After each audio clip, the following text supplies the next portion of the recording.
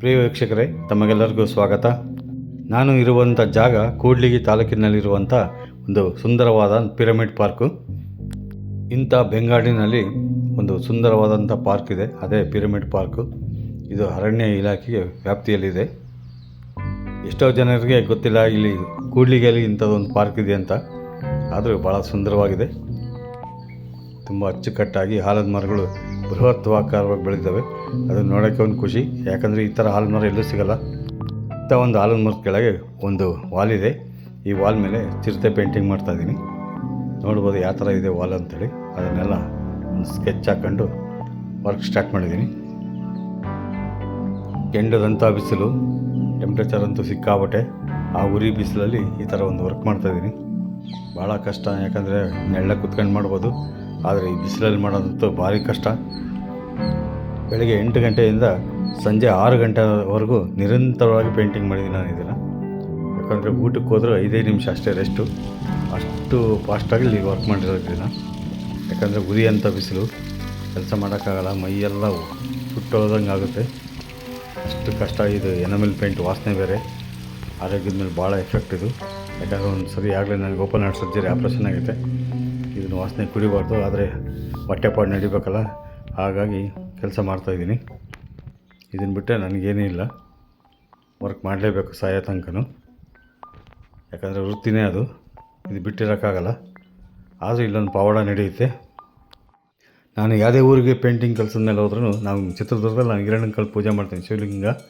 ಅದೇ ಥರ ನಮಗೆ ಇಲ್ಲೂ ಒಂದು ಶಿವಲಿಂಗ ಸಿಗುತ್ತೆ. ಪ್ರತಿಯೊಂದು ಕಾಡಲ್ಲೂ ನಮಗೆ ಈ ಥರ ಶಿವಲಿಂಗಗಳು ನಮಗೆ ದರ್ಶನ ಆಗುತ್ತೆ. ಅದೇನೋ ಗೊತ್ತಿಲ್ಲ, ಆ ಶಿವಂದು ಅಷ್ಟು ಮಹಿಮೆ. ನೋಡಿರಿ, ಇಲ್ಲಿ ಒಂದು ಭಾಳ ಸುಂದರವಾದಂಥ ಒಂದು ಪ್ರದೇಶ ಇದೆ, ಭಾಳ ಚಿಕ್ಕಟ್ಟಾದಂಥ ಜಾಗ. ಈ ಪ್ರದೇಶ ಮುಂಚೆ ಹೀಗಿರಲಿಲ್ಲ, ಕಡಿದಾದ ಬೆಟ್ಟ ಇತ್ತಂದೆ. ಈಗೆಲ್ಲ ಮೆಟ್ಲು ಹಾಕ್ಬಿಟ್ಟು ಭಾಳ ಚೆನ್ನಾಗಿ ಅಚ್ಚುಕಟ್ಟಾಗಿ ಮಾಡಿದ್ದಾರೆ. ಎಂಥ ವಯಸ್ಸಾದವ್ರು ಬೇಕು ಈ ಮೆಟ್ಲು ಹತ್ಕೊಂಡು ಹೋಗ್ಬೋದು. ಯಾಕಂದರೆ ಒಂದು ಸಣ್ಣ ಬೆಟ್ಟ, ಆ ಬೆಟ್ಟದ ಮೇಲೆವರೆಗೂ ಪೂರ್ತಿ ಮೆಟ್ಲು ಹಾಕಿದ್ದಾರೆ. ಭಾಳ ಅಚ್ಚುಕಟ್ಟಾಗಿ ಮಾಡಿದ್ದಾರೆ ಈ ಜಾಗನ. ಒಳ್ಳೆ ಪ್ರಶಾಂತವಾದಂಥ ಸ್ಥಳ ಇದು. ಮರದೇವರ ಬೆಟ್ಟ ಇದು. ನೋಡ್ಬೋದು, ಮುಂದೆ ಬಸವಣ್ಣ ಇದೆ. 1000 ವರ್ಷ ಹಳೆಯದು ಇದು ದೇವಸ್ಥಾನ. ಸಣ್ಣದಾಗಿತ್ತು, ಈಗೆಲ್ಲ ಸ್ವಲ್ಪ ಡೆವಲಪ್ ಮಾಡಿದ್ದಾರೆ. ಸುತ್ತಮುತ್ತ ಎಲ್ಲ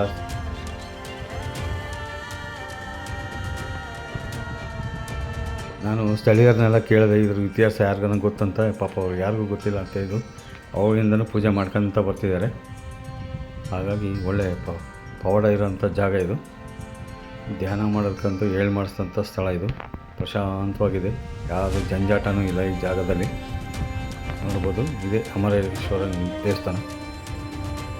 ಶಿವರಾತ್ರಿ ಹಬ್ಬದಲ್ಲಿ ಭಾಳ ಅದ್ದೂರಿಯಾಗಿ ಪೂಜೆ ಮಾಡ್ತಾರೆ ಇಲ್ಲಿ. ಯಾಕಂದರೆ ಕೆಲವೇ ಗ್ರಾಮಗಳಲ್ಲಿ ಜನ ಇಲ್ಲಿ ಬರೋದು.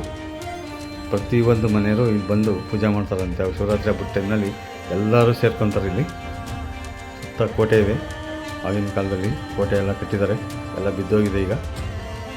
ನೋಡ್ಬೋದು, ಅವ್ರದ್ದು ಏನೇನೋ ಆರೈಕೆಗಳಿದ್ದರೆ ಈ ಬಂಡೆ ಮೇಲೆಲ್ಲ ಕಲ್ಲು ಇಟ್ಬಿಟ್ಟು ಆರೈಕೆ ಇದು ಮಾಡ್ಕೊತಾರೆ. ಮನೆ ಕಟ್ಟೋರೆ ಮನೆ ಕಟ್ತಾರಂತೆ. ಆ ಥರ ಒಂದು ಪದ್ಧತಿ ಇಲ್ಲಿ ನಡೀತಾ ಬಂದಿದೆ.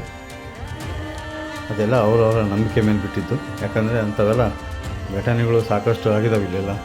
ನೋಡ್ಬೋದು, ಪ್ರತಿಯೊಂದು ಕಲ್ಲೆಲ್ಲ ಇಟ್ಬಿಟ್ಟು ಮನೆ ಕಟ್ಟಿದ್ದಾರೆ. ಆದರೆ ಅದು ಕೆಲಸ ಮಾಡಬಾರ್ದು. ಯಾಕಂದರೆ ಕೋಟೆ ಕಲ್ಲೆಲ್ಲ ತೆಗೆದುಬಿಟ್ಟು ಇಲ್ಲಿ ಮನೆ ಕಟ್ತಾರೆ. ಆ ಥರ ಮಾಡಬಾರ್ದು. ಪ್ರತಿಯೊಂದು ಕಲ್ಲೆಲ್ಲ ಈ ಥರ ಜೋಡಿಸಿದ್ದಾರೆ ನೋಡಿರಿ. ಅವರು ಹರಕೆಗಳೆಲ್ಲ ಇಟ್ಟಿದ್ದಾರೆ ಇಲ್ಲಿ. ಆದರೂ ಪ್ರತಿಯೊಂದು ಹರಕೆಯನ್ನು ನೆರವೇರಿದಾವಂತ ಅಲ್ಲೆಲ್ಲ ಸ್ಥಳೀಯರು ಹೇಳ್ತಾರೆ.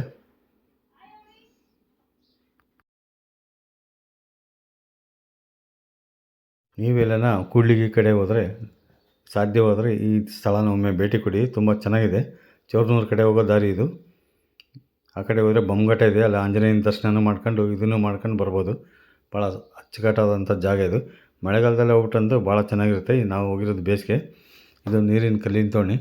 ಎನಿ ಟೈಮ್ ನೀರು ಇರ್ತವೆ. ಎಂಥ ಬರಗಾಲ ಬಂದರೂ ಈ ನೀರು ಬತ್ತೋಗೋದಿಲ್ಲ. ಇದೇ ನೀರನ್ನೇ ದೇವರಿಗೆಲ್ಲ ಅಭಿಷೇಕ ಎಲ್ಲ ಮಾಡ್ತಾರಂತೆ. ಯಾವ ಕಾಲಕ್ಕೂ ಇದು ನೀರು ಬತ್ತಿಲ್ಲ ಅಂತ ಸ್ಥಳೀಯರೆಲ್ಲ ಹೇಳ್ತಾರೆ ಇದನ್ನು. ನನಗೂ ಈ ಕೆಲಸದ ಜಂಜಾಟದಲ್ಲಿ ವಿಡಿಯೋ ಮಾಡೋಕ್ಕಾಗಿಲ್ಲ, ದಯವಿಟ್ಟು ಕ್ಷಮೆ ಇರಲಿ. ಯಾಕಂದರೆ ನನಗೆ ಕೆಲಸದ ಒತ್ತಡಗಳು ಭಾಳ ಇರೋದರಿಂದ ವಿಡಿಯೋ ಮಾಡೋಕ್ಕಾಗಿಲ್ಲ.